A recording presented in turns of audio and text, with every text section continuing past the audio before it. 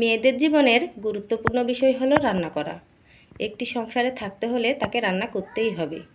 বিশেষ করে বাড়িতে যদি বয়স্ক মানুষ থাকে আর বাচ্চারা থাকে, তবে রান্না করে বিভিন্ন রকমের রেসিপি তাদের সামনে দিলে তারা যে কত খুশি হয় তার বলে বোঝাবার নয়।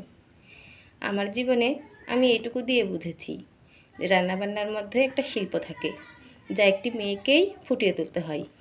মন দিয়ে রান্না করলে রান্নাটা অবশ্যই সুস্বাদু হয়। আসসালামু আলাইকুম, আপনারা সবাই কেমন আছেন?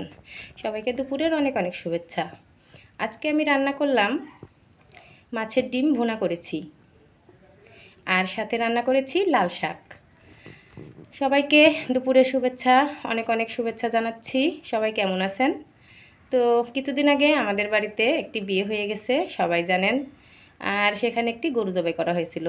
তো গরুর পায়ের নলির যে হাড়গুলো ছিল সেগুলো আমি আজকে রান্না করব।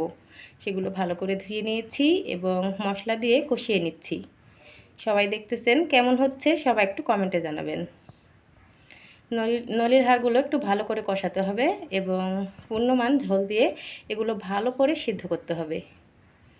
এই যে দেখুন রান্নাটা কেমন হচ্ছে। বাচ্চারা বিশেষ করে এগুলো রুটি পরোটা এগুলো দিয়ে বেশি পছন্দ করে। আর আমার শ্বশুর তো বয়স্ক মানুষ, সে তো একটু বেশি পছন্দ করে। তো আজকে আমি এগুলো এখন রান্না করে আখার চুলার পর রেখে দেব। এই তো পানিতে ফুটতে থাকতেছে এবং বাগার দেওয়ার পর